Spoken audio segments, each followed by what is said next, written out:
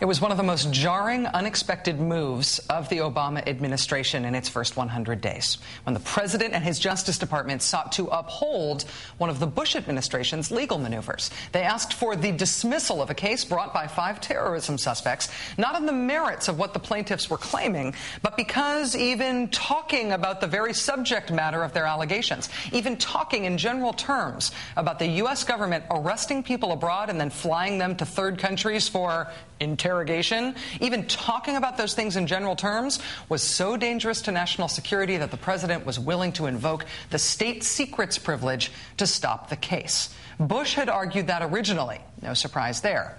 But then the Obama administration maintained the Bush administration's argument. Huge surprise there. Well, today, the Ninth Circuit U.S. Court of Appeals right here in San Francisco ruled that the White House can't do that. It can't throw the state secrets privilege over the entire case. They can only use it to argue against disclosing specific evidence, specific witnesses, the way state secrets claims used to be invoked. The lawsuit, in other words, is back on. ACLU memberships once again get a bump. Progressives call this a good day. The Obama administration loses one to its left flank. Now, speaking of the president's left flank, there's also news today that Senate Judiciary Committee Chairman Patrick Leahy is re-energizing his push for a truth commission to investigate the Bush administration's torture policy, even as the Senate Majority Leader Harry Reid and the White House itself try to go slow or even kibosh a big nonpartisan commission.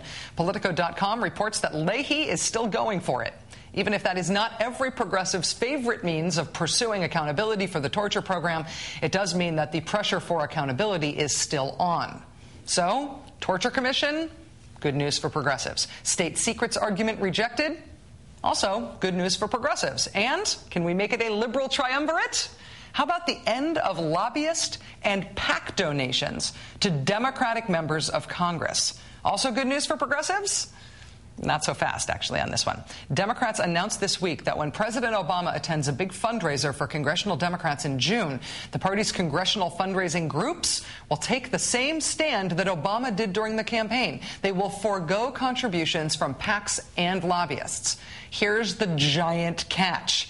They're only taking that principled stand for one day, for the one night that Obama is there. Activists and liberal bloggers are calling bullpucky on that one-day hiatus with a website called StopFakeReform.com, signed by a whole lot of well-known progressives. Was that on the agenda this afternoon when President Obama met for the first time since taking office with at least 50 members of the Congressional Progressive Caucus? Common political wisdom holds that the Republican Party has to answer to its conservative base, even to its own electoral detriment. But Democrats, at least the common wisdom holds, don't have to answer to their liberal base in the same way. Is that common wisdom changing, and should it? Joining us now is Democratic Representative Lynn Woolsey of California, co-chair of the Progressive Caucus, which met today with President Obama. Congresswoman Woolsey, thank you so much for your time. Oh, thank you for having me, Rachel. So last month, when the president still had not met with the Progressive Caucus, you said that your message to him would be, we are good soldiers, but we're not just go along, get along people. Otherwise, we wouldn't be progressives. Was that the spirit of today's meeting? Today's meeting was very spirited. It was very open, and we brought with us 2 issues that the progressives wanted to talk to the president about, and he sat with us and he listened and responded. And the 2 issues included health care, and the second one was the supplemental. The supplemental for the war spending. Right. What was the discussion today about Afghanistan specifically? Did you raise the prospect of the caucus, members of the caucus, actually voting against funding for the war? Well, the caucus isn't 100% together on the supplemental, but we are pretty closely tied in wanting the president to use his funds for something other than a military solution to Afghanistan. We don't see a solution there. We'd like him to use those funds to a much greater degree for diplomacy, for development, for humanity, and human resources for the Iraqi people. We think that is what will make the United States more secure. Was he receptive to that suggestion? He was open to it. I mean, he talked about it with us. You know, he's really quite amazing. He doesn't get all defensive. He knows why he believes what he believes. And he told us that he believes this supplemental was what he inherited. And many of us, including myself, I didn't help him inherit that supplemental. I never voted for it in the first place with the Bushes. So I feel very, free to vote against it. But others may want to support him in making sure that he doesn't have a big loss right after his first 100 days. As co-chair of the Progressive Caucus, and the Progressive Caucus, it should be noted, is, I think, the biggest caucus in Congress, right? Oh, absolutely, and the most diverse. We have 78 members, and we absolutely represent what this country looks like in age and ethnic and religion and race. I mean, we're quite a group. As co-chair of that big and, as you say, very diverse caucus, does it matter to you that the president met with Republicans and met with conservative Blue Dog Democrats and so many other groups before he decided to meet with the Progressive Caucus? Does that bother you?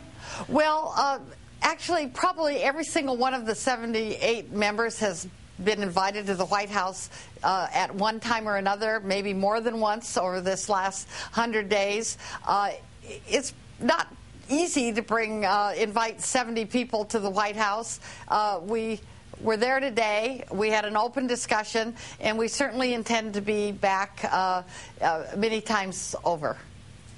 What is the position of the caucus, or what is your sense of the position of the members of the caucus on this fundraising issue? President Obama, quite famously, took a position during the campaign that he wasn't going to take PAC money, he wasn't going to take lobbyist money. The DNC is operating on those same terms, but the congressional committees, the parts of the Democratic Party that raise money for House candidates and Senate candidates, they have not followed that policy. They are going to do so for one day when President Obama is speaking at a fundraiser. How does that strike you? Oh, it's pretty manipulative, but it's symbolic.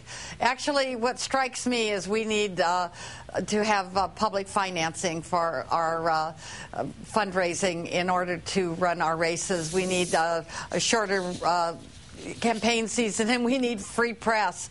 Until we have that, we're going to have to raise money. And we're going to have to raise money from PACs as well as individuals. So a one-day hiatus, okay, good, fine. But that doesn't mean a bunch. California Democratic Congresswoman Lynn Woolsey, co-chair of the Congressional Progressive Caucus. Thanks for joining us. It's always a pleasure to hear your straight talk, ma'am. Thank you.